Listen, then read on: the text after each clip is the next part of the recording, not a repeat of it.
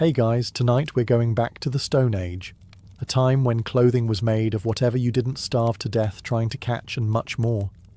So before you get comfortable, take a moment to like the video and subscribe, but only if you genuinely enjoy what I do here. And let me know in the comments where you're tuning in from and what time it is for you. It's always fascinating to see who's joining us from around the world. Now dim the lights, maybe turn on a fan for that soft background hum, and let's ease into tonight's journey together. Straight into a world where everything is sharp, cold, hungry, or on fire. Sometimes, all at once. You've survived the night. Barely. And only because nothing hungry stumbled into your cave while you were snoring like a mammoth with sinus problems. The good news? You're alive. The bad news? You're in the Stone Age. Your bed is a rock. Not like a firm mattress kind of rock. A literal slab of nature that's done nothing to accommodate your spine. If you're lucky, there's a layer of fur between you and hypothermia, probably from some unfortunate animal you didn't kill, but are now wearing like you did. It still smells like regret. You try to sit up, but your joints crack loud enough to wake a saber-toothed tiger, or at least earn a disapproving grunt from the person squatting next to you, sharpening a bone knife and looking very done with your existence. The air is cold, not charming winter walk cold. It's, I can see my breath, and maybe part of my soul, cold. There is no fire, just the smouldering remains of what might have once been warmth, now reduced to smoke, ash, and shame. Outside, the sun hasn't even risen yet, probably because it doesn't want to. The tribe is already awake, moving around like this is normal, like waking up before dawn to gather rocks and not die is a totally reasonable lifestyle. You, on the other hand, look like someone dropped a confused poet into a survival contest. You have no idea what you're supposed to do, and frankly, neither does anyone else. But they're better at pretending. You stretch. Bad idea. You're sore in places you didn't know existed. Your shoulder clicks, your back spasms, and your hips issue a formal protest. There is no breakfast waiting, no gentle conversation, no coffee. Just the cold realization that if you don't immediately start doing something useful, anything, you might get left behind, or worse, eaten after you die, for convenience. And that's how your morning begins. You're hungry. Not just, I could eat, hungry. This is the kind of hunger where your stomach starts having conversations with itself, and none of them are friendly. You look around, expecting maybe a handful of berries, or even a sad strip of dried meat. There is nothing. Breakfast, in the Stone Age, is not a guaranteed daily ritual. It is a hypothetical, a hope, a whispered prayer to an uncaring sky god who may or may not be a large rock with a face someone carved in during a fever dream. If you want to eat, you have to earn it. That means digging, scraping, scavenging, or sprinting after something faster than you and hoping it's dumber. Spoiler, it isn't. Everything you want to eat either has legs or thorns, and in both cases, it uses them against you. You watch as a wiry man gnaws on a root that looks like something you'd avoid even touching. He offers you a piece. It tastes like wet wood that lost a bet, but it fills your mouth, and more importantly, it doesn't actively try to kill you. A rare win. Someone else holds up a dead bird like they just discovered gold. It's about the size of your hand, mostly feathers and nerves. They start plucking it with the efficiency of someone who's done this a lot, which is comforting, until you realize they're keeping the whole thing. Apparently, catching food means you get to eat it. What a concept. You consider foraging. After all, how hard could it be to spot something edible? Very, it turns out. Every fruit looks either suspiciously bright or aggressively bland. You pluck something that looks vaguely like a plum. A woman slaps it out of your hand before you can taste it. She doesn't say anything, just gives you a look that says, I've seen people drop dead faster than that. So you settle for chewing on a piece of old root and pretending it's enough. It isn't. Your stomach isn't fooled. It begins planning your betrayal. You're fasting. Permanently. if you're not careful. You want to be helpful. That's cute. The tribe is already busy. Someone's sharpening a flint blade. Someone else is weaving sinew into something that might be a net or a trap, or just a creative way to make you feel unskilled. You pick up a rock. You stare at it. It stares back. Congratulations, you're bonding with a rock. Tools are not decorations here. They're the reason anyone has teeth left. They cut, scrape, smash, dig, and occasionally get used to settle arguments. And unless you've spent years figuring out which stone breaks into blades and which one just breaks your thumb, you're about as useful as a damp leaf. You try to copy what the others are doing.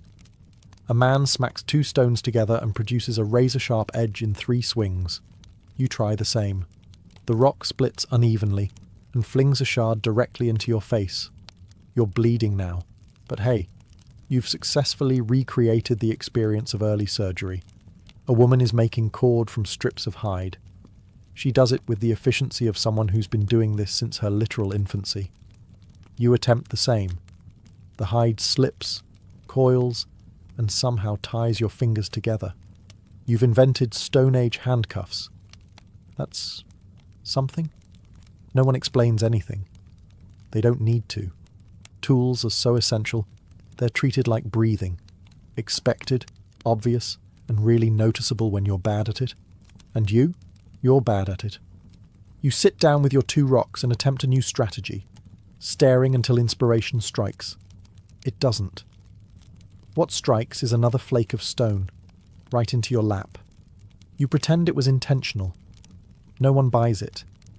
Eventually, someone takes pity and hands you a half-finished scraper, not out of kindness, but because watching you fail is slowing everyone down. You nod gratefully and then hold it the wrong way. They shake their head and go back to work. It's getting colder. Again. Which is impressive, considering you didn't think colder was still an option.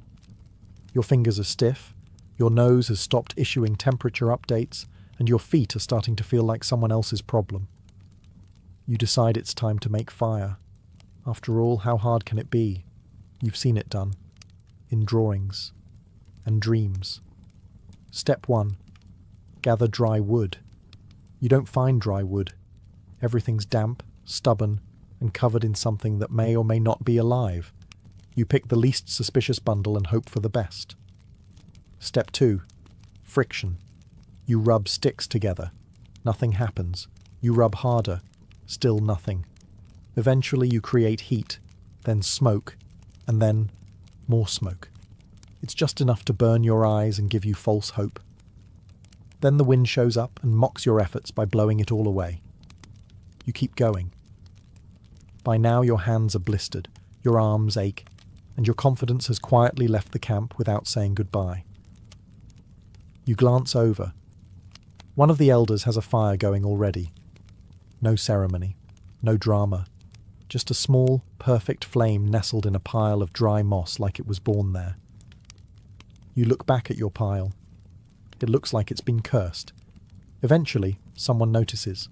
They walk over, silently take your kindling, rearrange it with the efficiency of a bored god, and strike 2 rocks together with a flint edge.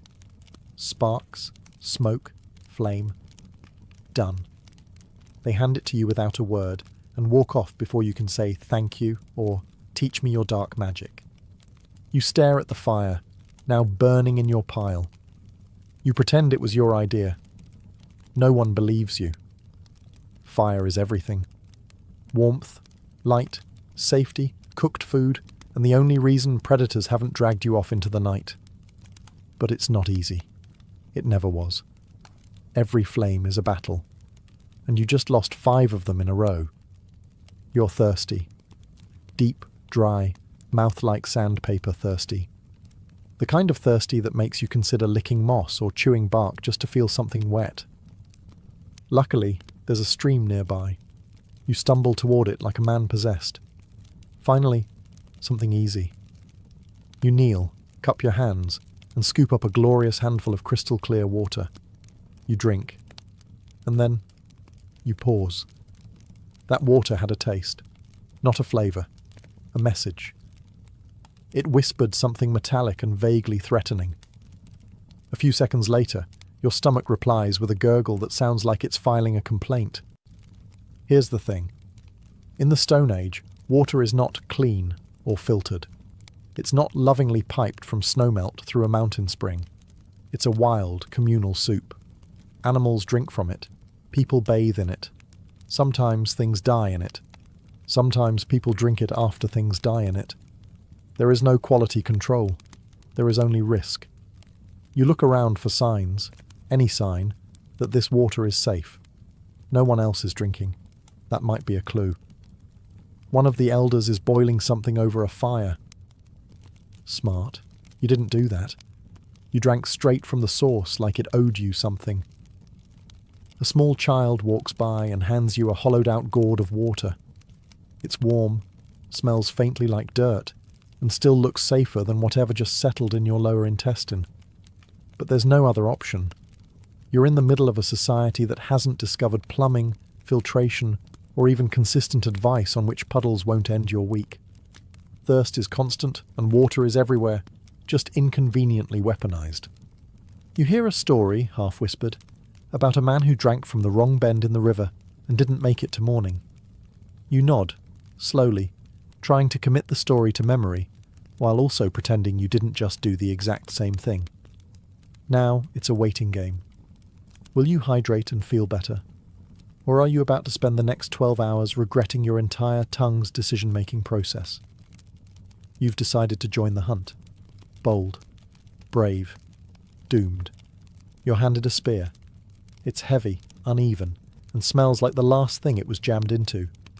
Probably something with tusks. The others check their gear calmly, like they're just going out to pick up groceries. If groceries actively tried to impale you. You follow the group into the woods. The air is quiet. Too quiet. You assume this is good. It's not. The silence means every animal within a mile knows you're here and has decided it doesn't want to be. Eventually, someone spots something. A wild boar. It's massive. It looks like it bench presses logs for fun. You raise your spear. Your hand is shaking. Your confidence is even shakier. The boar looks up. You freeze. The boar doesn't. It charges. You run. That's it. That's your strategy. You sprint through the trees, trip over a root and eat dirt. Not a metaphor. Actual dirt. It tastes as inspiring as your performance. Behind you, the real hunters are moving with precision. One darts left, another flanks from the side. Spears fly. The boar goes down. The tribe cheers. You are still on the ground, rethinking your entire identity. They drag the carcass back to camp. It takes 4 people and a lot of grunting. You limp behind them, trying to look like you helped. You didn't. Back at the fire, they butcher the animal with stone knives and practiced hands. You get handed a strip of raw meat. You chew it like someone trying to understand how flavour works. It's chewy, slightly warm, and weirdly emotional. This was supposed to be your moment, your heroic breakthrough. But the truth is, in the Stone Age, hunting is not cinematic. It's exhausting. It's dangerous. And most of the time, you don't get the animal. The animal gets you. You've learned something important today. You are not the apex predator. You're the guy who clogs up the hunting party and almost gets gored to death by an angry pig. After almost getting trampled to death by an overgrown pork missile, you decide to try something safer, plants. How hard could foraging be? You've seen leaves. You've even touched a mushroom once. You're basically an herbalist. You head out with a small woven pouch and boundless optimism. 2 things that historically get people killed. Within minutes, you've found something that looks promising. A berry bush. The berries are small, shiny, and vividly coloured, which is either a sign of nutrition or a blaring biological warning siren. You grab one. Just as you're about to pop it into your mouth, a nearby woman swats your hand away like she's saving your life. Which, to be fair, she is. No one explains anything. They don't have to. You're supposed to know what's edible and what's fatal. And if you don't, well, the tribe gets 1 story richer. You move on. Dig up a few tubers. Try to act like you know what you're doing. You even sniff a mushroom with scholarly curiosity before tossing it, remembering that fungi in this world are less side dish and more hallucinate into the void before dying under a fern. A man shows you something that looks like a shriveled brown carrot. He nods. You nod back, as if you knew this plant personally. You chew a piece. It tastes like soil and regret, but you're not dead yet, which qualifies as success. The truth is, plants are the real gatekeepers of survival. They don't run, they don't bite. They just sit there quietly, waiting for you to make a mistake. One bite of the wrong leaf, and it's a race between vomiting and your nervous system shutting down. And even the edible ones are work. Some roots need boiling, some leaves need drying, some seeds will kill you if you forget to roast them first. There are no shortcuts, only symptoms. By the time you return to camp, you've gathered 2 vaguely safe tubers, a few edible flowers, and a newfound respect for herbal knowledge you absolutely do not possess. Let's talk about what you're wearing, or rather, what you've been wrapped in like a poorly packed meatloaf. Your outfit consists of animal hides that were scraped clean with a rock, dried over smoke, and stitched together with a technique best described as functional but vaguely insulting. It doesn't fit. It doesn't breathe. It smells like something that was recently alive and still might be. There are no sleeves, just holes where your arms are expected to exit.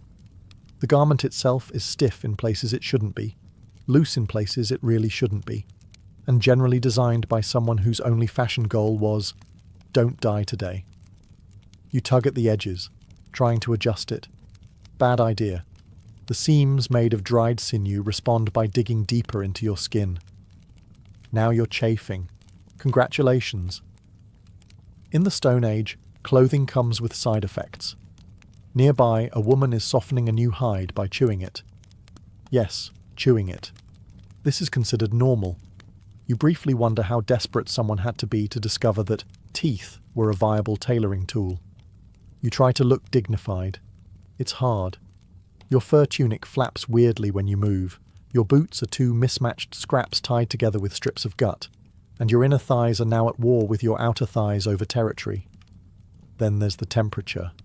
Somehow, your hide outfit manages to be too warm and too cold at the same time. The fur traps heat around your torso, making you sweat, while your limbs dangle freely in the wind like sacrifices to the frost gods. And don't even ask about rain. Hides get wet. Wet hides get heavy. And suddenly, you're walking around wrapped in a soggy animal sponge that slowly reanimates as it drips down your back.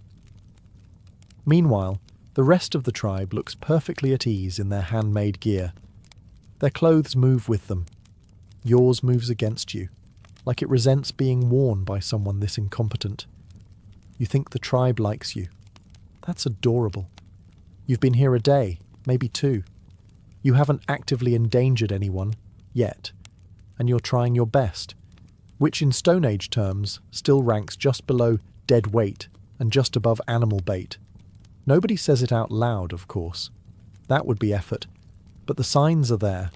When the group sits around the fire, they sit slightly closer to each other, leaving you a generous 4-foot buffer zone like you're contagious, which, considering you drank from the wrong stream, might be accurate.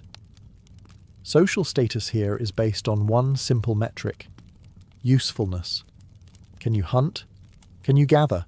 Can you not scream when insects crawl up your leg? No? Then congratulations, you're not part of the inner circle. You're more of a temporary guest, a very flammable one. You try to contribute. You offer a route. It's the wrong route. You try to help tan a hide. You poke a hole straight through it. Someone hands you a bundle of sticks and gestures vaguely toward the fire. You stand there holding it like you're about to invent performance art. They stop asking you to help. At one point, a child offers you a sharp rock. You assume it's a gift? It isn't. It's a test. You fail it by holding the blade upside down and bleeding onto your own foot. No one reacts. That's the worst part. No one mocks you. They just move on. Like nature. Like weather. You're not worth getting angry about. Yet. You overhear someone grunt in your direction. It's a tone you don't understand, but you feel it in your bones. Not threatening. Not friendly. Just observational. The same way someone might comment on a log that's not burning properly. You are the log. And you start to wonder if the wolves would be a more forgiving audience. There's no lantern, no torch, no warm glow from a bedside table lamp. The sun drops behind the horizon like a guillotine, and just like that, the world turns black. Not dim, not cosy. Black. The fire crackles, casting a flickering circle of light that somehow makes everything just visible enough to be more terrifying. Trees rustle in the distance. Something howls. It's either a wolf or something that eats wolves. Either way, it knows where you are. It's been waiting for you to fall asleep. You scoot closer to the fire. No one joins you. Most of the tribe is already curled up together in a pile of hides, forming a warm, collective mass of mutual trust and shared body heat. You're not invited. You're the one who sneezed during the hunting party and scared off a deer. You get the cold side of the cave. Sleep doesn't come easy. Every sound outside the fire's glow sounds like it has an agenda. A twig snaps. You sit up. A branch creaks. You stop breathing. Something snorts, or maybe exhales, from behind the rock wall. You make peace with your gods. You don't know their names, but you figure they'll understand. Even the stars look like they're judging you. Beautiful, yes, but useless. You can't eat them, can't wear them, and they won't scare off whatever just moved near the cave entrance. You close your eyes, you open them again almost immediately. Your brain reminds you that you're wrapped in a damp fur coat and lying on a slab of uneven earth, surrounded by people who may or may not notice if you get dragged away in the night. And here's the thing, if something does eat you, it won't be out of malice. It'll be out of efficiency. You're slow. You're weak. And judging by the way you failed to cook that root earlier, you probably smell like panic. You wake up sore, stiff, and somehow colder than when you fell asleep, which shouldn't be possible, but the Stone Age enjoys new forms of suffering. Your fur wrap has shifted in the night, offering little more than emotional support. Your ankle feels like it lost a fight with a rock, and there's a new bite on your arm. Could be a bug. Could be a rodent. Honestly, you're just glad something found you useful. Outside the cave, the tribe is already up. Again. You don't know when they sleep. Maybe they don't. Maybe exhaustion is just something they wrestle into submission, like everything else in their lives. You hobble toward the fire pit, hoping for something warm. There isn't. The ashes are cold. The fire went out sometime during the night. A group decision, apparently, that didn't involve consulting you or your fingers, which are now numb enough to qualify as decorative. You attempt to rejoin the group. Someone hands you a stick. No instructions, no explanation. You assume it's for poking something. Maybe a task. Maybe self-defense. Maybe they're just testing to see what you'll do with it. You fail, obviously. Every movement hurts. Your muscles ache from doing things they weren't designed for. Namely, survival. Your shoulders scream from carrying too little, too wrong. Your knees feel like someone filled them with gravel. Your pride? Somewhere back near the pile of uncooked tubers you tripped over yesterday. The others are already organising. Someone's reinforcing the shelter wall with bones. Another's gutting something with terrifying ease. You try to help again, and manage to trip over a child's toy, which is literally just a small rock with a face on it. The child stares at you like you've insulted his ancestors. You probably have. No one tells you what to do. That's not how things work here. You're expected to know, and if you don't, you're expected to figure it out without asking stupid questions like, is this sharp thing supposed to be covered in blood already? At first you think it's raining. It isn't. It's starting to rain. Which is worse, because now you know the full downpour is coming. And you're not ready. No one's ever ready. Even the people who've lived here their entire lives glance up and frown, like the sky just made a rude joke. You shuffle over to the edge of the shelter. Shelter, being a generous word for some branches tied together with gut strings and the hope that trees are waterproof. Spoiler, they're not. The wind picks up. It cuts through your hide clothing like you're wearing a damp napkin. Your boots, which are just scraps of animal skin tied around your feet, begin soaking through immediately. Your toes squish. You pretend not to notice. The rain begins in earnest. Cold, fat drops that feel less like water and more like punishment. Everything is suddenly slick. The fire sputters. The walls creak. The smell of wet fur fills the air like an apology no one wants to hear. You duck into the cave, hoping for relief. It's slightly better. Slightly. The roof leaks in 3 different places, and the floor is now mud. You watch a centipede confidently stroll across your sleeping area. It seems more prepared for this life than you are. The others are already adjusting. Someone's moving firewood inside. Another's hanging hides to dry near the smoke. You try to help and knock over a stack of tools. A loud clatter follows. So do the stairs. You are now both wet and in the way. Later, someone tosses you a half-dry pelt to wear. You drape it around yourself like a soggy emperor and try not to look too grateful. It helps. Not much, but a little. You sit down, dripping quietly into a puddle, while the storm howls outside like it has a personal vendetta against your comfort. It starts with a cough. Nothing dramatic. Just a little scratch in the throat. You try to ignore it. By mid-morning, you're wheezing like a dying goat and your nose has decided to self-destruct. Your eyes are watering. Your skin feels warm, not cozy warm, infection warm. You announce this to no one, because no one is going to do anything about it. You have officially entered the medical care phase of the Stone Age. Congratulations. There are no doctors, no clinics, no herbs arranged neatly on a wooden shelf by someone named Fern. Instead, an elder takes one look at you, grunts, and hands you a wad of crushed leaves. You chew them. It tastes like mouldy spinach marinated in old sweat. You nod solemnly, as if it's helping.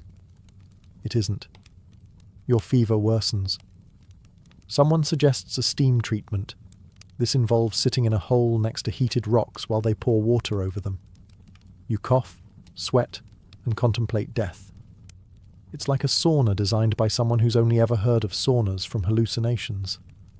At some point, someone smears a mixture of mud, herbs, and possibly animal fat onto your chest. For drawing out the spirits, apparently. You don't ask questions. You're too busy vibrating from chills. Pain? There's no pain relief. You get a stick to bite on, and a knowing look from the tribe's unofficial healer, a woman with exactly 3 teeth and a permanent scowl. She whispers something in a language that might just be annoyed breathing. The cure for anything, it seems, is either time, luck, or not dying before it goes away. You try to sleep. Your dreams are strange. In one, you're being chased by a squirrel the size of a bison. In another, your spear is talking. You wake up gasping in a puddle of your own sweat and leaf fragments. By the end of the day, you're not better. But you're not worse either. Which, in Stone Age terms, means you might survive. Or you might just be entering phase 2. Bone pain. You accidentally bumped someone today. Not hard. Just a little shoulder graze on your way to sit by the fire. They looked at you like you'd just challenged them to a duel. You stammered an apology. They didn't answer. They simply stood up, squared their shoulders, and stared at you until your soul left your body through your socks. It turns out, conflict resolution in the Stone Age is not based on open dialogue and active listening. It's more of a, let's see who survives this disagreement kind of culture. There's no concept of de-escalation. No one is diffusing the tension with a calming voice or a gentle reminder that we're all part of a team. Instead, someone casually sharpens a stick nearby. Not because of your conflict, just as a general lifestyle choice. But still, the message is clear. Don't push your luck. Disputes are settled through stares, silence, or sudden acts of deeply personal violence. If it escalates, there are options. A fight, an insult ritual, or just straight-up banishment into the woods where the leopards are always hiring. You try to smooth things over by offering a smoked fish. It's not accepted. Not because of the gesture, but because the fish is overcooked. and now you've offended someone's grandmother, who invented that recipe 8 generations ago. Eventually, a tribal elder mutters something and breaks a small stick in half. This is symbolic. You don't know of what, but the man you bumped grunts and walks away. Apparently, you're not worth murdering. Yet. Later, someone pats you on the back, either in reassurance or to check how many ribs you still have. You're not sure. What you've learned is that, in the Stone Age, maintaining peace takes real skill. A wrong glance, an unfair share of meat, or breathing too loud during sleep can spark consequences you can't talk your way out of. There's no agree to disagree. There's just agree or dig a hole. In modern times, you'd leave a 1-star review. Here, you leave the tribe. Or they leave you. Well, you did it. Sort of. You've made it through a full Stone Age day, though made it might be a stretch. You're alive, yes, but not exactly thriving. Your clothes are damp, your pride is shredded, your stomach hasn't forgiven you, and every muscle in your body has filed a formal complaint. But technically, you're still breathing, which here qualifies as success. The tribe hasn't exiled you. That may be an oversight, or maybe they've silently agreed you're too entertaining to get rid of just yet. After all, watching you attempt to climb that tree for berries, actually wasps, did provide the entire group with 6 minutes of bonding. As night falls again, you sit near the fire, not close, but closer than yesterday. You're beginning to understand the rhythm of this world, the quiet mornings, the harsh sun, the constant need to earn everything, food, shelter, respect, with hands that weren't trained for any of this. No one has explained anything to you. They never do. This is not a world of instructions. It's a world of observation, of imitation, of failing until failure teaches you what survival won't. Someone hands you a strip of roasted meat. You nod in thanks. It's tough, salty, and has a hint of fur. You chew it like it's your last meal. It might be. You still don't belong here. Not really. Your brain keeps trying to apply logic from another time, one with microwaves and socks. But slowly, painfully, it's starting to adapt. You now know that fire doesn't make itself, water is rarely a gift, and roots are trying to kill you. The tribe chats quietly in their own language, one that's more gesture and expression than words. You catch none of it, but you nod anyway. It seems polite. You lie down on your patch of cold earth, wrapped in furs that smell like every animal in the forest played tug-of-war with them. Your body hurts. Your dignity is gone. But for now, nothing is biting you. In the Stone Age, that's about as good as it gets. You wouldn't last a day. Technically, you just did. But let's not push our luck with a second one. It began with silence and formality. Two things that, in Edo period Japan, were never as harmless as they seemed. Lord Asano Naganori of Akko, a young daimyo from western Japan, had been summoned to the shogun's palace in Edo to perform a delicate duty. Receive and entertain envoys from the Emperor of Kyoto. This was no small task. The court demanded precision. Protocol was everything. And watching over the ceremonies was a man named Khera Yoshinaka, a high-ranking court official, master of rituals, and unofficially a man infamous for expecting bribes. Lord Asano, however, was not one to play those games. He came from a proud samurai lineage. Honour was not a bargaining chip, and perhaps, to his own detriment, he had a face that could not pretend to smile. Khera noticed, and Khera resented it. Over the days that followed, Khera began needling Asano with insults, quiet jabs, sharp corrections, petty humiliations. The courtly halls of Edo Castle echoed with whispers. Khera had called Asano a country bumpkin, had mocked his manners, had made him wait outside rooms he was supposed to host. The tension built, quietly and painfully, like pressure beneath lacquered wood. And then, on the 21st day of the 3rd month in the year 1701, it snapped. In a hallway of Edo Castle, Asano drew his short sword and attacked Khera. His blade grazed the older man's face and shoulder. An insult, not a kill. But to draw a weapon inside the shogun's palace? That was unforgivable, no matter the provocation. Khera survived. Asano was immediately arrested. Within hours, the shogunate passed judgment. No investigation, no second chances. Lord Asano was ordered to commit seppuku, ritual suicide, by sunset. His lands were confiscated, his retainers were cast out, his family was dishonoured, and most cruelly of all, Khera remained untouched, unpunished, victorious. But the story didn't end there. Among Asano's now masterless samurai, his ronin, was a man named Oishi Kuranosuke. And while the world moved on, Oishi began to plan. Quietly. Patiently. This wasn't just about revenge. It was about something deeper, something older. A test of Bushido, the way of the warrior. And it had just begun.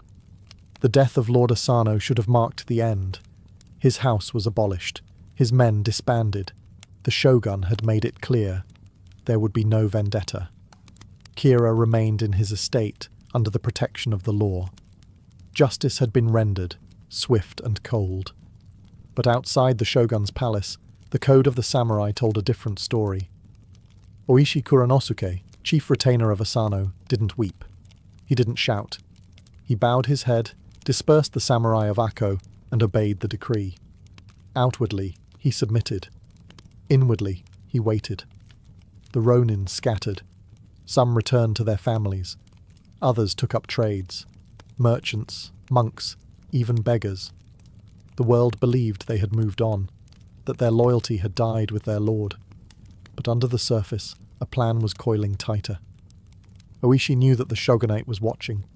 Revenge was a crime, especially when aimed at a man like Khera, who still held rank and favour. Any sign of plotting would mean arrest. Or worse, execution before the deed could be done. So Oishi played the fool. He moved to Kyoto, drank openly in the streets, gambled in public, took up with courtesans. For over a year he projected the image of a man broken by disgrace, dishevelled, drunk, dishonoured, the perfect portrait of failure. Meanwhile, his fellow ronin were doing the opposite. In secret letters, in dark corners of tea houses and shrines, they stayed in touch. They studied Khera's movements. They measured the layout of his Edo mansion. They learned the guards' habits, the gates' rhythms, and the pulse of the household. Khera, for his part, relaxed. He had friends in high places, and a scar that healed well. His enemies had vanished into the wind. What more could they do? They had no master, no name, and no power. And this was exactly what Oishi wanted him to think. Because behind the sake-stained robes and slurred words was a mind sharper than any blade. He wasn't just planning a killing. He was crafting a statement. One that would speak to all of Japan. One that would show the world that Bushido, the true Bushido, was not dead. Not yet. And in the frozen heart of winter, when the time was right, that silence would finally shatter. By the time snow began to fall over Edo in late 1702, 47 ronin had made their decision. No more waiting, no more watching. The time for vengeance had come. Oishi Kuranosuke gathered his scattered brothers in arms. Some travelled for days to reach Edo, others had never truly left. But one by one they reassembled, not as wandering men, but as samurai once more. Not for pay, not for honour restored, but for duty, the kind that lives after death. The plan was precise. Each man had a role. This was not a brawl, it was a performance, and every detail mattered. They forged new weapons, silent and fast. They crafted winter armour, light enough to scale walls but thick enough to deflect a strike. They even built a fake fire brigade, complete with uniforms, to avoid suspicion if anyone questioned why a group of men was marching through the city at night. Khera's mansion was a fortress. High walls, dozens of guards, multiple gates, but it had been studied for over a year. The layout was memorized, the routines predictable, the servants indifferent. Most had grown lax, Why wouldn't they? The Ronin were gone. Their leader, drunk. Their cause, buried. Oishi made sure his own family was safe. He divorced his wife and sent her and their younger children away, far from the coming blood. He knew what this would cost. He knew it might not work. And he knew, even if it did, they would all be sentenced to death. But the way of Bushido didn't leave room for personal safety. On the 14th night of the 12th month, January 30th, 1703 by the Western calendar, they moved. Snow blanketed Edo, muffling footsteps and deadening sound.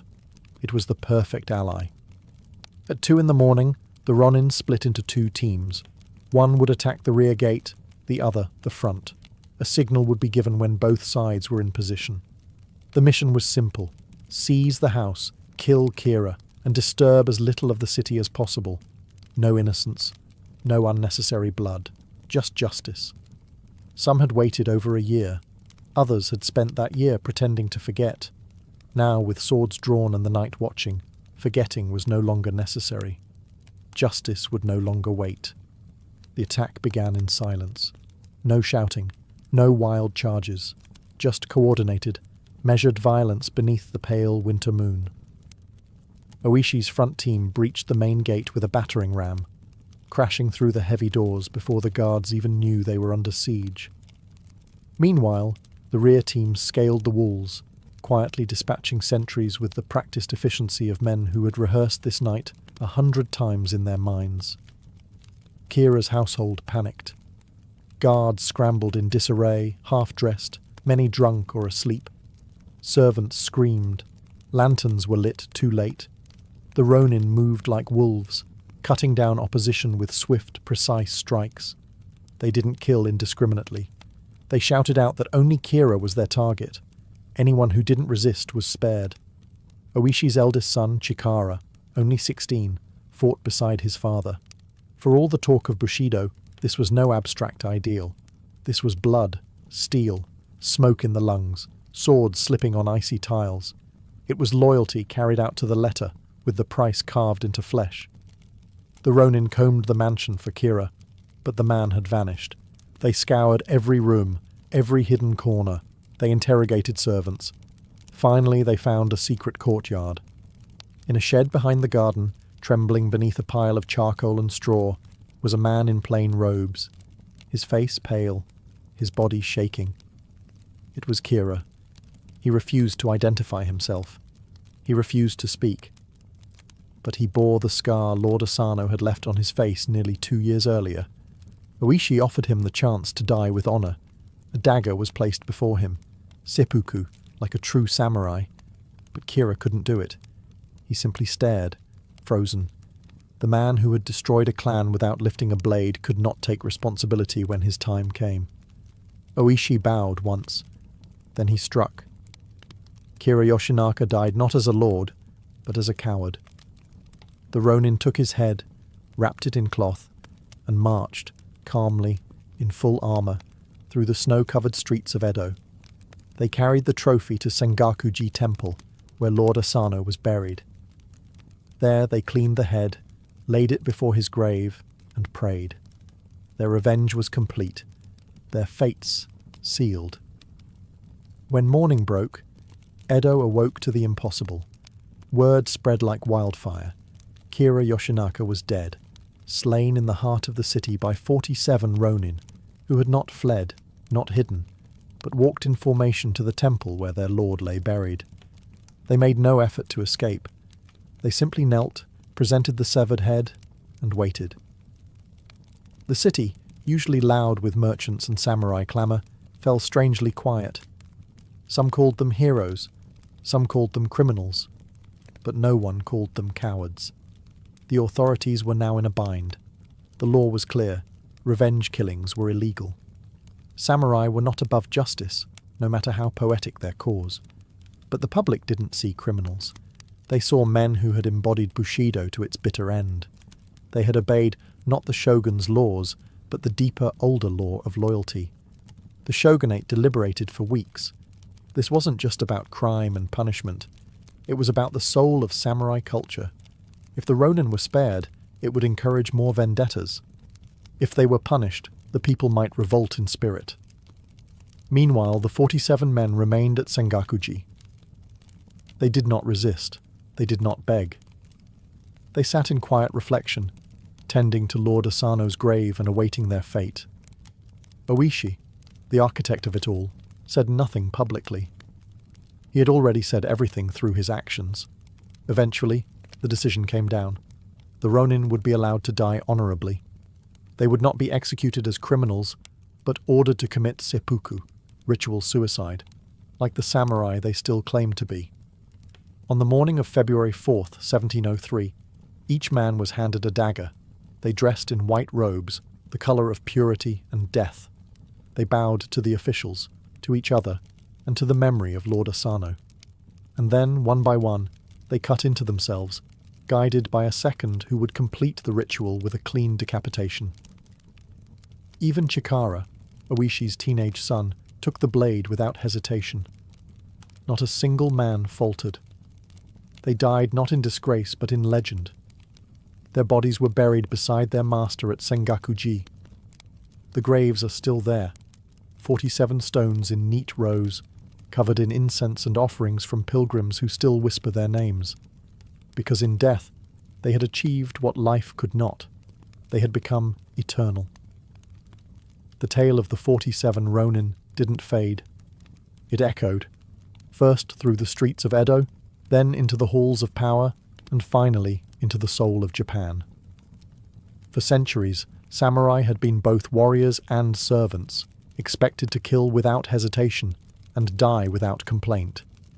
But the 47 Ronin blurred the lines. They were criminals, yes, but also paragons of loyalty. They broke the law, but followed the spirit of Bushido to the letter. They disobeyed the shogun, but honoured their lord in death more completely than most had in life. The paradox fascinated everyone. Was Bushido about obedience to the state, or to one's master? Was justice defined by the law of man, or the will of the warrior? Tokugawa officials tried to downplay the incident. They feared copycats. They feared chaos. But it was too late. The story had taken root, growing wild and impossible to contain. Within weeks, kabuki plays were being staged, thinly veiled retellings where the characters had different names but the same story. The authorities banned them. New plays popped up anyway. People bought woodblock prints showing the Ronin mid-attack, kneeling in seppuku, or marching solemnly with Khera's head. Even those who believed in strict obedience found themselves conflicted, because while the Ronin had acted outside the law, they had done so with dignity, with restraint. They didn't loot, they didn't gloat, they didn't run. They had waited, planned, struck, and then surrendered. In that restraint, people saw something pure, something old. Oishi Kuranosuke became the archetype of the ideal retainer, calm, strategic, loyal to death. His son, Chikara, became the image of youthful devotion. The younger Ronin were remembered as noble souls who sacrificed futures they never got to live. And the story didn't just survive, it evolved. Over time, it became a national legend, celebrated in plays, novels, and eventually films. Every generation found something in the tale, whether it was pride, sorrow, or a blueprint for courage. In a world where loyalty is often a word on paper, the Ronin had written theirs in blood and snow. And whether or not the shogunate approved, the people had decided these men were not traitors. They were the last true samurai. The 47 graves at Sengakuji Temple became more than memorials. They became a shrine, not only to the men buried there, but to the very spirit of samurai honor. Pilgrims came from across Japan, lighting incense, bowing low, and whispering prayers not to gods, but to men. The temple itself became a quiet paradox. In a city of noise and commerce, Sengakuji was still. Monks tended the grounds with solemn care. Snow fell over the headstones each winter, just as it had the night Khera died. Each year on the anniversary of the attack, December 14th by the lunar calendar, visitors gather to commemorate the deed. Lanterns flicker, and incense hangs thick in the air. Some arrive in full samurai attire, others come silently, leaving flowers or coins or notes of gratitude. Even those who didn't believe in vengeance found themselves drawn to the sight. Because whatever your stance on law or ethics, you couldn't ignore the sacrifice, the discipline. The stillness of 47 men who gave up their futures for an idea older than the shogunate itself. For generations, the graves were treated with awe. School children were taken there to learn what loyalty meant. Soldiers visited before being sent to war. Writers, poets, and philosophers left lines scribbled in notebooks, trying to grasp the quiet power of what had happened. And while the world outside changed, Edo becoming Tokyo, Japan transforming from a feudal land into a modern state, the story didn't fade. Instead, it grew. Even during the Meiji Restoration, when samurai were abolished and the code of Bushido was folded into nationalism, the tale remained. It was repurposed, yes, but never forgotten. Films were made. Plays were revived. Books were translated into languages the Ronin had never heard. Tourists now visit Sengaku-ji alongside skyscrapers and vending machines. They take selfies, as people do. But even so, most fall silent when they step before the stone of Oishi Kuranosuke. There's something about it, something still, something exact. Here lies a man who waited a year to strike one blow, and knew he would die for it. Here lies a man who chose loyalty over safety. And here, in this quiet corner of Tokyo, you can still feel the weight of that choice. Even after 3 centuries, the snow has not melted. As the centuries passed, the story of the 47 Ronin drifted from history into legend, and from legend into entertainment. What had begun as a real act of vengeance under the Tokugawa shogunate was now theatre, quite literally. By the mid-18th century, the tale was immortalized as Chushingura, a kabuki and bunraku drama that altered names and dramatized events, but kept the soul intact. Loyalty, sacrifice, justice delayed but not denied. Audiences wept, cheered, returned to see it again and again. The characters became archetypes. Oishi, the stoic genius, Khera, the arrogant villain, Chikara, the noble youth. Stage actors specialized in these roles, passing the performances from generation to generation like heirlooms. Some families played Oishi for decades. The scripts changed, but the meaning never did. When Japan opened to the West in the 19th century, the 47 Ronin went global. Scholars translated the tale. Admirers praised its moral weight. It was the kind of story Victorian Europe adored. Orderly, noble, tragic. Hollywood, naturally, had its own ideas. Films were made. Some reverent, others, well, less so. In 2013, a fantasy action movie starring Keanu Reeves reimagined the tale with witches, demons, and a half-English protagonist. It bombed in Japan. The people who still held candles at Sengaku-ji didn't come for CGI. They came for something else. Quiet, reverent, and real. Yet the fact that such a film was made at all speaks volumes. The story had reached the point where it could be distorted because it was universally recognized. Even if twisted, it could not be forgotten. In manga and anime, echoes of the Ronin show up in subtle ways. Stories of exiled warriors, lone swordsmen with impossible missions, ragtag bands of loyal followers defying corrupt power. The structure is familiar, because at its core, the tale is timeless. A group of men, bound by oath, facing death to preserve meaning in a crumbling moral world. Modern Japan has moved far beyond the age of katanas and lords. But the idea of loyalty surviving even when the system has failed you still lingers. It surfaces in boardrooms, in classrooms, in pop songs and protest speeches. Not always directly, but as a whisper. That real honour may be inconvenient, difficult, and even illegal, but it endures. And every time it does, the 47 Ronin rise again. 300 years later, the 47 Ronin still haven't left. Their names are etched not only on stone tablets at Sengaku-ji, but on the Japanese psyche. They aren't just historical figures, they're symbols, the kind you point to when everything else becomes murky, when law and justice no longer agree, when loyalty costs more than life. And that's what makes their story so enduring. It has no clean ending. Yes, they died, every one of them. But in death, they sparked a debate that has never fully cooled. Were they heroes or criminals? Was their loyalty noble or dangerously outdated? Did they elevate Bushido or prove it incompatible with law and order?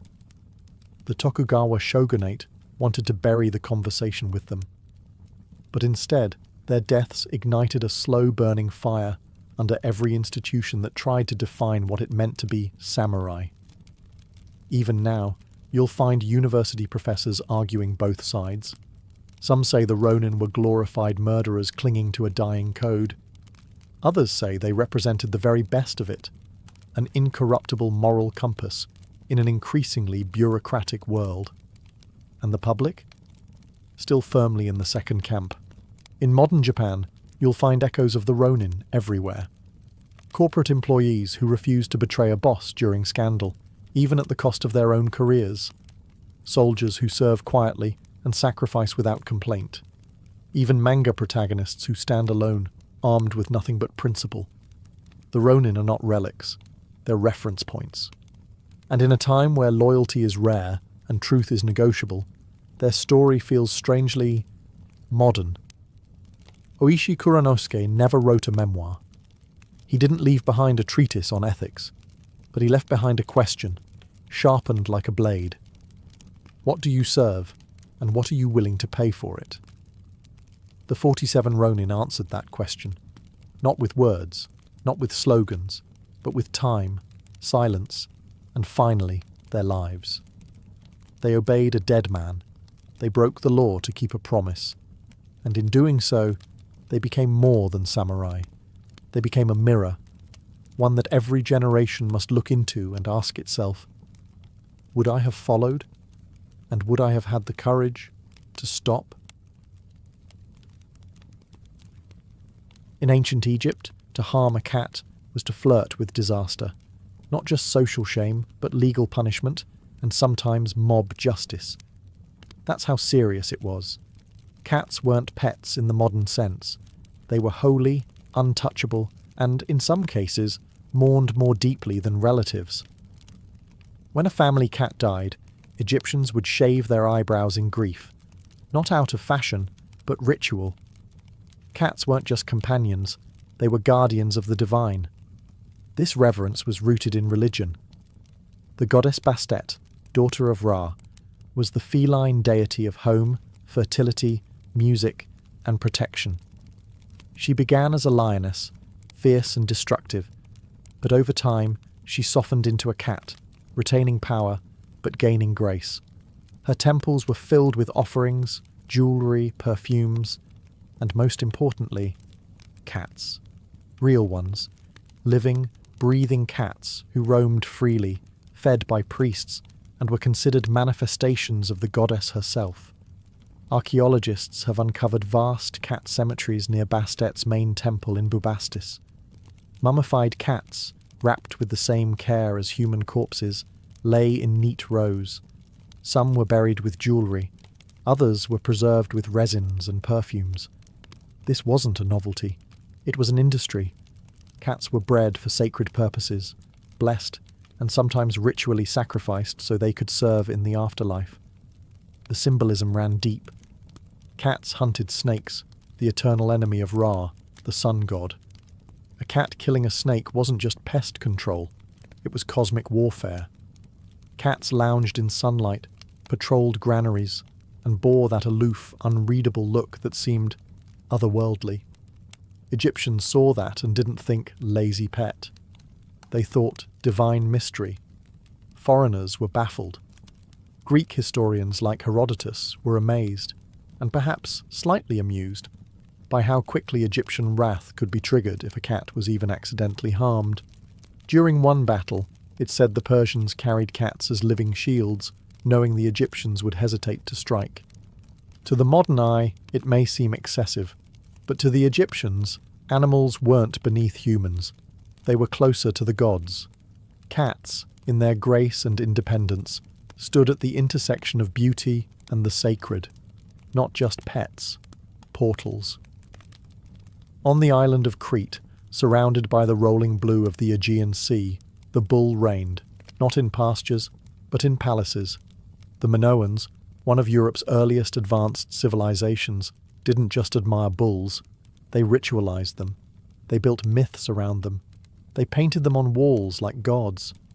Step into the Grand Palace of Knossos, and you'll find frescoes that pulse with energy. Leaping bulls, acrobats vaulting over horns, scenes alive with rhythm and movement. This was more than sport. This was sacred spectacle. It was called bull leaping, a ritual dance, a death-defying act of agility and respect. Both men and women took part, not to kill the bull, but to interact with it, to bridge the space between human and divine. Because for the Minoans, the bull wasn't just an animal, it was a cosmic force. The symbolism likely ran deep into their mythology. The legendary Minotaur, half man, half bull, was said to live in a labyrinth beneath Knossos. Was it myth? Maybe. But myths are often echoes of deeper truths. Perhaps the Minotaur was a memory of ritual power, of humans merging with beasts in sacred spaces. The bull also connected to the sky. Its horns mirrored the crescent moon. Its roar like thunder. Its body, immense and muscular, seemed too powerful to belong to mere flesh. In a time when people read the world through symbols, the bull was a message. Strength, fertility, motion. Sacrifices were likely part of this reverence, though the Minoans were less bloodthirsty than later Greek cultures. Some bulls were killed ritually, yes, but others were honoured in life. They were paraded, painted, and praised. The power of the bull wasn't always in its death, it was in its presence.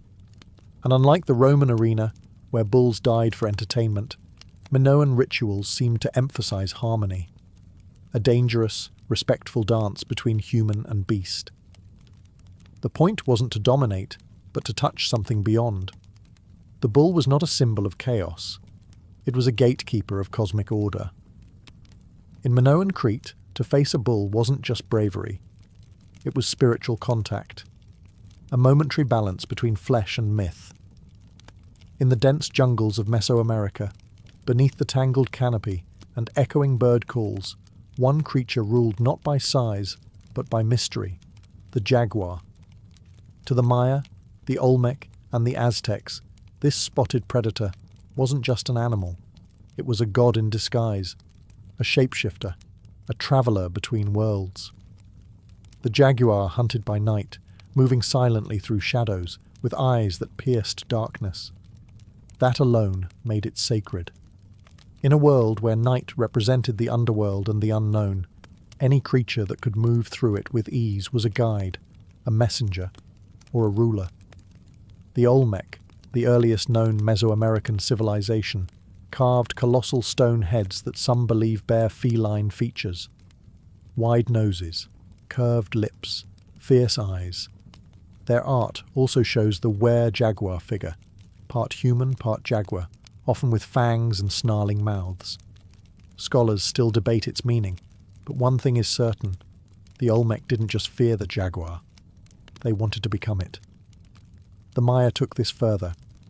Their kings often associated themselves with jaguars, wearing pelts, helmets, and glyphs that linked their power to the beast. The underworld, called Xibalba, was a place of trials and darkness, and the jaguar was the creature that walked its halls freely. Some Maya gods, like the powerful jaguar god of the underworld, embodied the duality of night and death, feared but necessary. And then came the Aztecs, whose elite warriors were known as the Jaguar Knights. These weren't just soldiers. They were sacred fighters chosen to channel the jaguar's ferocity. Dressed in full jaguar pelts, complete with snarling masks and claws, they didn't just fight like jaguars, they believed they were jaguars. Battle wasn't just about conquest. It was a ritual reenactment of cosmic struggle. Sacrifice, as grim as it sounds to modern ears, was central. Jaguars were sometimes sacrificed to the gods, not out of cruelty, but reverence. To kill a jaguar meant releasing a sacred force. To offer its heart was to give the gods something they recognized as kin. To the Mesoamerican mind, the jaguar wasn't merely a big cat. It was a portal between life and death, day and night, man and God. A predator, yes, but also a priest in fur. In the temples and forests of ancient India, the elephant was more than a majestic animal. It was living divinity carved in flesh and muscle. No creature loomed larger in both size and symbolism. To ancient Indians, elephants embodied strength, wisdom, memory, royalty, and the sacred rhythm of the universe itself. They weren't just worshipped, they were woven into myth. At the centre of this reverence stands Ganesha, the elephant-headed god. With a belly full of sweets, a broken tusk, and an eternally calm smile, Ganesha is beloved across all corners of Indian life. He is the remover of obstacles, the patron of new beginnings, the god one prays to before weddings, travels, or building a house. But behind his gentle appearance is a powerful origin. According to one legend, Ganesha was created by the goddess Parvati to guard her privacy. When the god Shiva tried to enter her chamber, Ganesha blocked him. Unaware that this was Parvati's husband, in fury, Shiva beheaded the boy. When Parvati discovered what had happened, her grief shook heaven and earth. To make amends, Shiva promised to restore the boy's life using the head of the first creature he found, an elephant.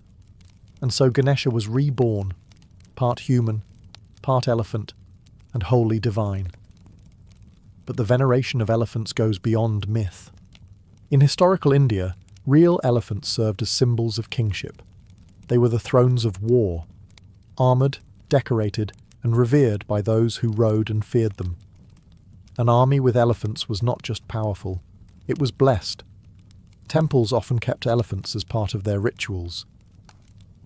In the southern state of Kerala, sacred elephants are still paraded in annual festivals, adorned with golden headpieces and painted tusks. Devotees bow as they pass, not out of fear, but reverence. These elephants are seen as earthly forms of divine power, slow-moving gods that walk among mortals. In Vedic literature, the elephant is associated with rain and fertility, especially the cosmic elephant Airavata, the mount of Indra, king of the gods. Airavata was said to be born from the churning of the ocean, white as a cloud, with multiple heads, trumpeting storms into being. To ancient India, the elephant was not merely an animal. It was thunder made flesh, wisdom on 4 legs, and the quiet strength of eternity. To most ancient peoples, the serpent was never just a snake. It was a symbol of power, rebirth, danger, knowledge, and the divine. And depending on where you stood in the ancient world, it could either be your sacred protector or the mouth of chaos. In ancient Mesopotamia, the serpent played both roles. The god Ningishida, depicted with serpents emerging from his shoulders, was a deity of the underworld and vegetation. He was both guardian and gatekeeper, a being that slithered between the world of the living and the dead. The Sumerians didn't hate serpents. They understood them as complex. Dangerous, yes, but necessary. In Hinduism, snakes, or nagas, were divine beings in their own right. Not monsters, not demons, but semi-divine spirits associated with water, fertility, and cosmic balance. The Nagas lived beneath rivers and lakes in vast jewelled palaces. And one of the most iconic images in Indian mythology is Vishnu, god of preservation, reclining on the coiled body of the infinite serpent Shesha, who floats on the cosmic ocean. The serpent wasn't threatening. It was time itself, patient, coiled, eternal. But serpents were not always gentle. In the Hebrew tradition, the snake in Eden was cunning and cursed, tied forever to deception and the fall of man. But even here, there's nuance. In the Book of Numbers, Moses uses a bronze serpent mounted on a pole to heal plague-stricken Israelites, a rare moment where the snake becomes salvation, not sin. In Mesoamerica, the serpent reached divine heights.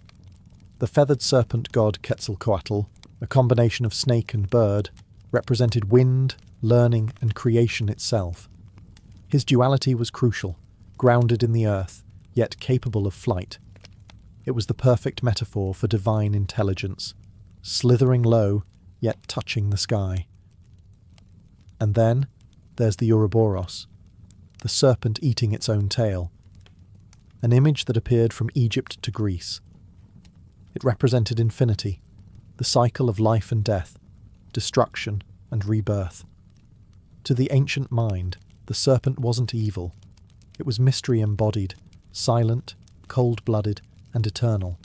Not quite beast, not quite God, but always watching, always returning. While cats lounged in temples and birds soared toward the heavens, another creature ruled the waters of ancient Egypt, with jaws wide and eyes unblinking, the crocodile. To the average villager along the Nile, crocodiles were a daily threat. They lurked beneath the muddy waters, silent and invisible, until the moment they struck. And yet, instead of being hated, they were worshipped. Feared, yes, but also honoured, respected, even protected. This uneasy reverence centred around the crocodile god Sobek, a deity with the body of a man and the head of a crocodile. Sobek wasn't some minor swamp spirit. He was a creator, a fertility god, and a symbol of the Nile's unpredictable might. He was also a protector of the pharaoh and guardian of the army. In one myth, Sobek helped restore the body of Osiris, making him not only a fearsome deity, but a healer and restorer of life. Sobek's domain was water, strength, and the military. The Nile, lifeline of Egypt, was his bloodstream. Crocodiles were his eyes, his messengers, his avatars. They swam beneath the reeds like priests in motion. Temples to Sobek were built throughout Egypt, especially near crocodile-infested waters. The most famous was in Crocodilopolis. Yes, a real place, known to the Egyptians as Shedet, located in the Fayum oasis. There, the priests cared for a live, sacred crocodile, believed to be the living incarnation of Sobek himself. This divine beast was adorned with gold and gems and fed the finest cuts of meat. It lounged in an artificial lake, respected like royalty. When it died, it was mummified, carefully wrapped, perfumed, and entombed. Thousands of mummified crocodiles have been discovered across Egypt, often buried with baby crocs alongside them, like spiritual offspring. But Sobek wasn't just about animals and offerings. He represented the brutal side of nature, the reminder that power can be beautiful and terrifying all at once. The Nile could bring life or drown you. Crocodiles could be gods or devourers. Worship wasn't a shield against danger. It was a recognition of it. The ancient Egyptians didn't try to tame the crocodile. They honoured it, because in its jaws they saw the smile of a god. In the cold, shadow-draped world of the Norse, animals weren't pets or companions. They were omens, warnings, pieces of prophecy given teeth and wings, and no creatures loomed larger in this harsh mythology than the wolf and the raven. Let's start with the ravens, Hugin and Munin, the ever-watchful eyes of Odin, the All-Father. Their names meant thought and memory. Each morning, they flew across the world, collecting secrets and signs. Each night, they perched on Odin's shoulders, whispering what they had seen. These were not just birds. They were extensions of a god's mind, the very embodiment of wisdom, gathering and foresight. In battlefields, ravens fed on corpses. To the Norse, their presence wasn't just gruesome, it was sacred. A raven circling above wasn't just looking for carrion, it was reading fate. And then came the wolves. Fenrir, the great wolf, was not just another beast in the Norse bestiary. He was the apocalypse on 4 legs. Born of the trickster god Loki and a giantess, Fenrir was fated to devour Odin himself during Ragnarok, the final destruction of the gods. Terrified of this destiny, the gods tricked Fenrir into being bound by a magical chain, He broke every chain but one, a silken thread forged from impossible things. The sound of a cat's footfall, the roots of a mountain, the breath of a fish. When they finally bound him, he howled in fury and waited for the end of days. Wolves weren't always monstrous, though. Odin himself was accompanied by 2 wolves, Geri and Freki, who devoured the food from his table. Odin famously needed only wine. These wolves were part of him, just as the ravens were, representing the raw, primal side of divine power, loyalty, hunger, and instinct. To the Norse, these animals were not metaphors. They were living forces of the cosmos, part of the great cold machinery of fate. They didn't need to be cute, or loyal, or even tame.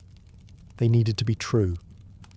In the North, animals weren't guides to peace or prosperity. They were messengers of war, symbols of prophecy, and the last things you might see before glory, or death. In ancient Vedic India, the cow was not simply a farm animal. It was sacred essence, distilled into muscle and milk. To understand its role in Vedic culture is to understand how deeply the ancients saw divinity in the everyday.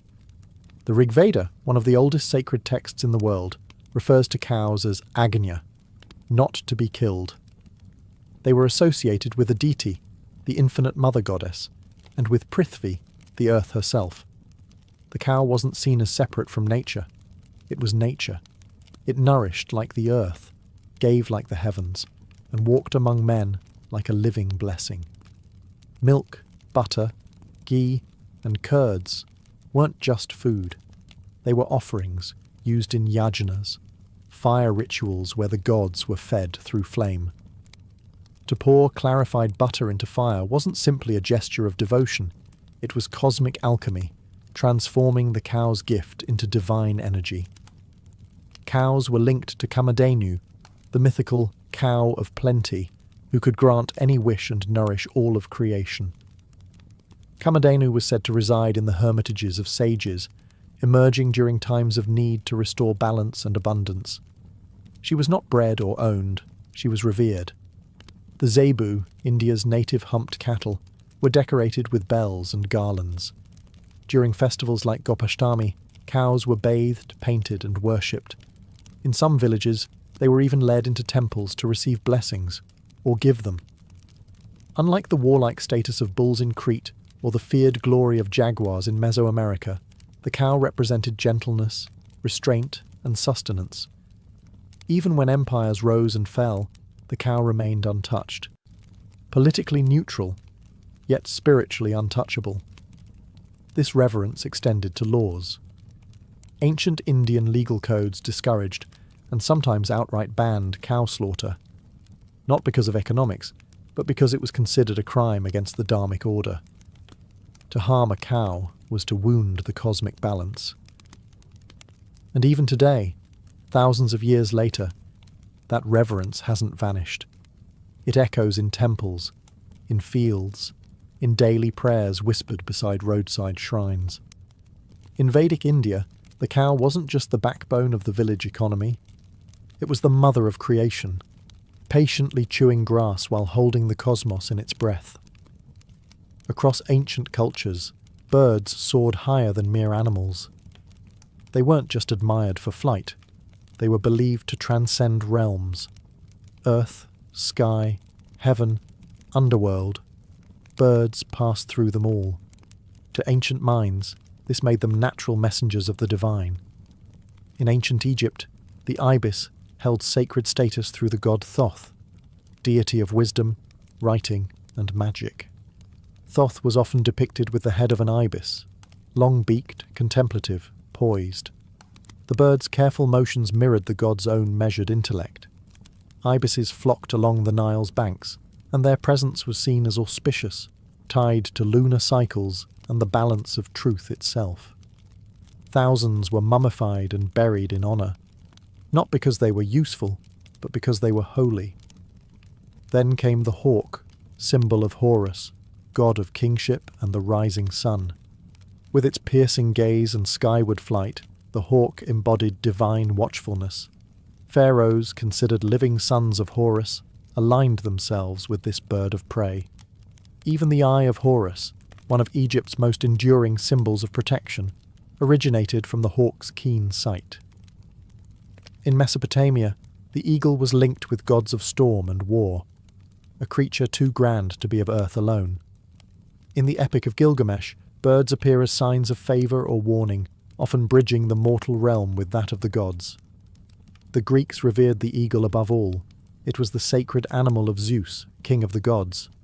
According to myth, Zeus would hurl thunderbolts from the sky with an eagle at his side.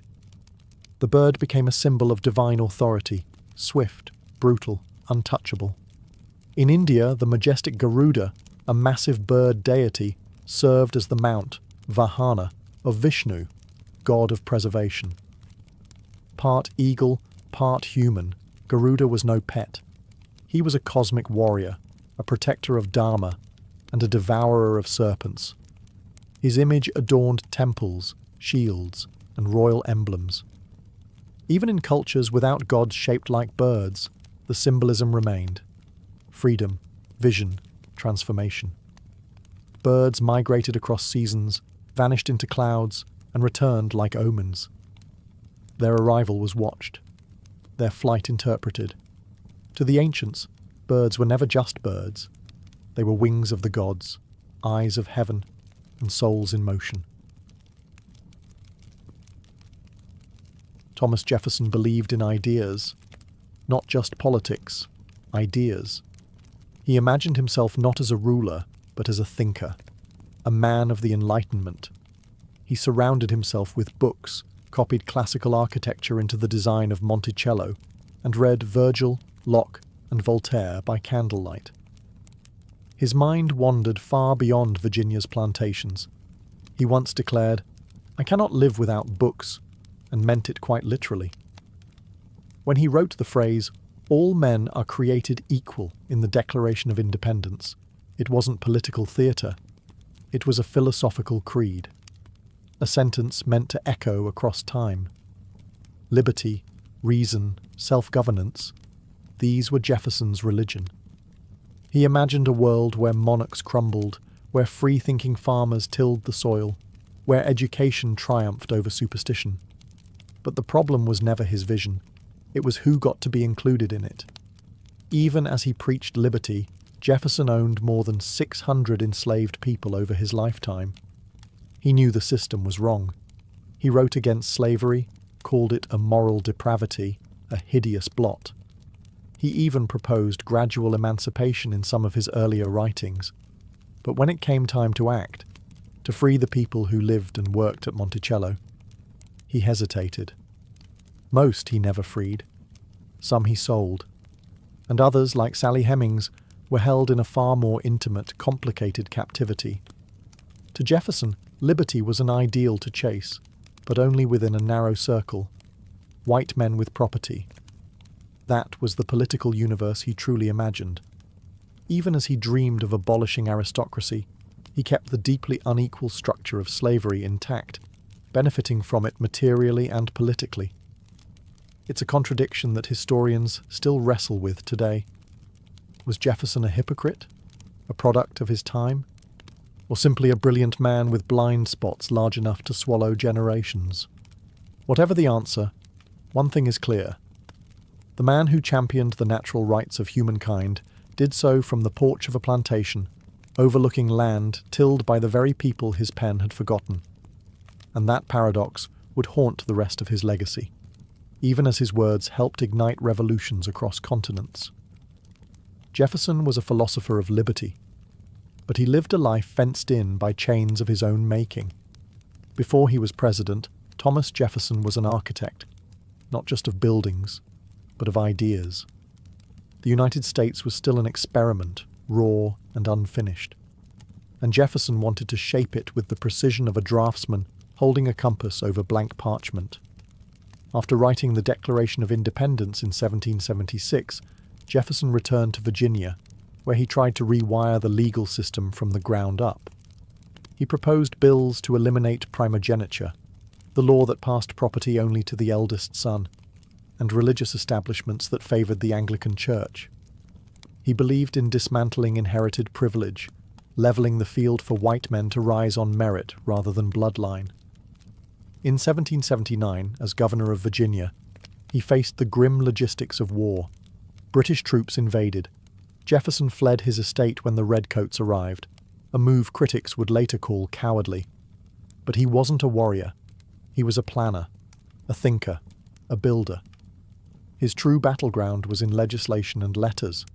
When Jefferson went to France as minister in the 1780s, he absorbed the Enlightenment like a sponge. He dined with philosophers, studied architecture, and marvelled at European civilization, all while condemning its aristocracy. He returned to America with crates of books, sketches of domes and colonnades, and a refined vision for the new republic. As Secretary of State under Washington, Jefferson quickly clashed with Alexander Hamilton. The nation was splitting into factions. Hamilton favoured a strong central government and industry. Jefferson envisioned a republic of independent farmers and weak federal power. Their debates weren't just policy disagreements, they were opposing blueprints for America's soul. Jefferson feared cities. He called them sores on the body politic. To him, the virtuous citizen was rural, self-reliant, educated, and surrounded by land, preferably inherited, but painted with the brush of hard work. His distrust of banks, industrialization, and elite entanglements fueled his lifelong suspicion of centralized power. And yet, Jefferson himself was never entirely free of elites. He was one. Wealthy, land-owning, and deeply political, he embodied the very contradictions he claimed to oppose. Still, in this early phase of his life, Jefferson laid out the foundation of the American identity, a land of liberty and equality, for some, and a government designed by thinkers who believed reason could be written into law. But already the cracks had begun to show. When Thomas Jefferson took the presidential oath in 1801, he called it the Revolution of 1800. Peaceful, bloodless, and ideological. After bitter party infighting, a sitting president had handed power to his political rival, a transfer almost unheard of in the age of monarchs. Jefferson, the man who loathed ceremony and pomp, walked to his inauguration in plain clothes. No horse-drawn carriage, no powdered wig theatrics, just a man with ideals and a quiet, simmering ambition. He claimed to want a minimalist presidency, smaller government, lower taxes, less military, and yet his time in office would redefine the very shape of the United States. The most famous act of Jefferson's presidency came in 1803, the Louisiana Purchase. For $15 million, he bought a chunk of land from Napoleon that doubled the size of the young republic. It stretched from the Mississippi River to the Rocky Mountains, more than 800,000 square miles of raw possibility. This was, without question, one of the most consequential real estate deals in human history, and it went against everything Jefferson had claimed to believe in. Nowhere in the Constitution did it say the federal government could purchase new territory. Jefferson knew this. He even considered proposing a constitutional amendment to legalize it, and then quietly dropped the idea. In the end, he justified the act with typical philosophical grace. Necessity had overridden orthodoxy. Idealism, once again, bowed to opportunity. Jefferson dreamed of an empire of liberty, a nation of yeoman farmers spreading across vast landscapes rooted in independence and virtue. But expansion had consequences. The newly acquired land raised thorny questions. What about the Native American tribes who already lived there? Would slavery spread westward? Could the federal government hold such an immense domain together? Jefferson dispatched Lewis and Clark to explore the new frontier, hoping they'd find a water route to the Pacific and catalogue its wonders. But his private letters revealed deeper ambitions, economic expansion, territorial claims, and yes, a growing sense of national destiny. For a man who claimed to prefer retreating to his garden, Jefferson, as president, wielded immense power, and used it when it suited him. He had turned the Republic into an empire almost overnight, and the seeds he sowed would change everything that followed. Atop a hill in Virginia, Monticello stood as a monument to Enlightenment ideals: symmetry, reason, beauty. Designed by Jefferson himself, it was filled with books, inventions, and classical references. But behind the architectural elegance was a deeper, darker truth. Monticello was also a plantation, powered by the labour of enslaved people. At any given time, more than 100 enslaved men, women, and children lived and worked there. They tended the fields, made the bricks, cooked the meals, and maintained the house that Jefferson called his sanctuary. Without them, Monticello, and Jefferson's lifestyle, could not have existed. This is the contradiction that lies at the heart of Jefferson's legacy. The man who wrote, "All men are created equal," owned human beings as property. And not just owned them, managed them, sold them, punished them. He kept detailed records of the enslaved people at Monticello, listing them by name, age, and value. He referred to them at times as assets. Jefferson publicly denounced slavery as morally wrong and harmful to both enslaved people and slaveholders. He described it as a moral depravity and a hideous blot. Yet he freed almost none of the people he enslaved. Over 600 passed through his ownership during his lifetime, and fewer than 10 were granted their freedom. Some of this was financial. Jefferson was deeply in debt for most of his life, and his enslaved labour force was collateral. But some of it was simply inertia, the inability or unwillingness to dismantle the system that sustained his wealth and comfort. And then there was Sally Hemings. Hemings was an enslaved woman at Monticello, and evidence now overwhelmingly supports that she bore at least 6 of Jefferson's children. She was also the half-sister of his late wife, the product of generations of slavery's entanglement with rape, coercion, and blurred bloodlines. The relationship between Jefferson and Hemings remains one of the most discussed and discomforting aspects of his life. She had no legal ability to consent. Their children were born into bondage, though Jefferson later freed them. Some during his lifetime, others through his will. Monticello wasn't just a home, it was a mirror, reflecting the hypocrisy, the rationalization, and the cold compartmentalization that allowed a man of ideals to live in a system of oppression. And Jefferson, ever the philosopher, never solved the contradiction. He simply lived with it. Behind the politician and the plantation owner, Thomas Jefferson harbored the soul of a scientist. He didn't just dabble in ideas, he dissected them, observed them, measured them. If something in the natural world could be catalogued, Jefferson wanted it in his notebooks. He called science "my passion," and it wasn't an idle claim. His library included volumes on astronomy, agriculture, anatomy, and meteorology. He conducted weather observations daily. He experimented with crops, designed mechanical gadgets, and corresponded with scientists across Europe. He wasn't a man of faith in the traditional sense. He had faith in observation, in evidence, in what could be seen and understood. One of his lifelong obsessions? Megalonyx jeffersoni, a giant prehistoric sloth, named in his honour after he studied fossils sent to him from a Virginia cave. He believed America needed to prove itself not just politically, but biologically, that its flora and fauna were as grand as Europe's. He even engaged in a strange scientific feud with French naturalist Buffon, who claimed that American animals were smaller and weaker than their European cousins. Jefferson responded by sending him the bones of massive mastodons. Message received. Jefferson's interest in science was also deeply tied to the American frontier. When he commissioned the Lewis and Clark expedition, it wasn't just for maps and diplomacy. He wanted data, notes on plants, animals, minerals, geography, and indigenous peoples.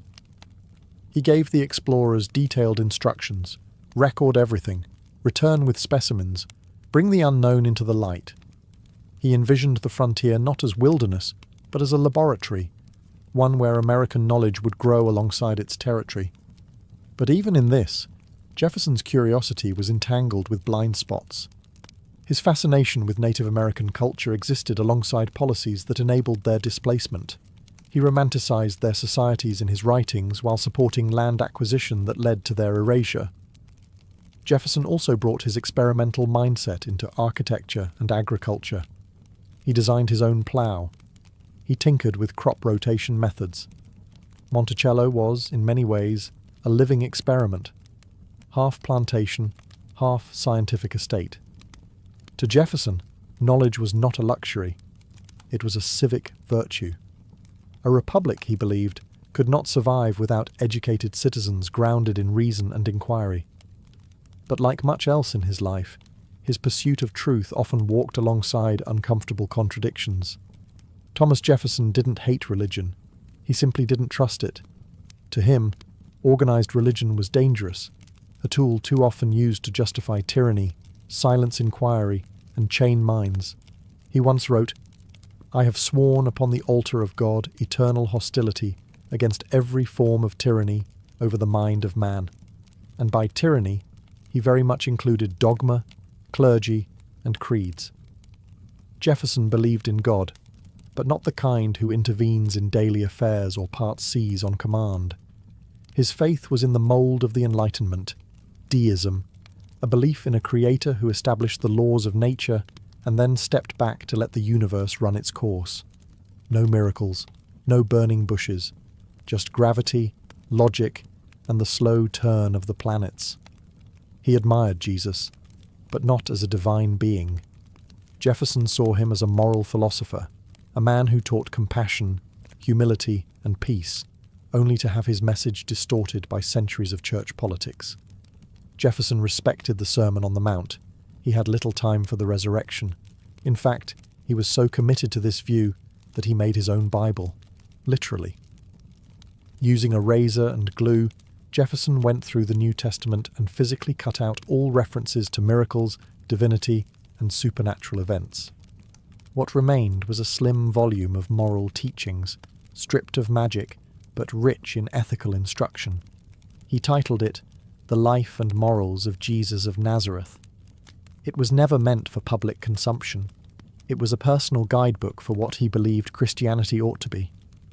His critics were horrified. Godless was the word often hurled at him, especially during the bitter presidential campaigns of the early 1800s. Some even warned that Jefferson's election would lead to Bibles being burned and churches turned into stables. None of that happened. But the suspicion lingered. Despite his skepticism, Jefferson supported religious freedom fiercely. As author of the Virginia Statute for Religious Freedom, he enshrined the principle of church-state separation. It was one of only 3 achievements he wanted listed on his gravestone. For Jefferson, faith was not the enemy. Unquestioned faith was. In the quiet of Monticello, beneath the ticking of clocks and the scratch of quills, Jefferson prayed not to a god of thunder, but to reason itself.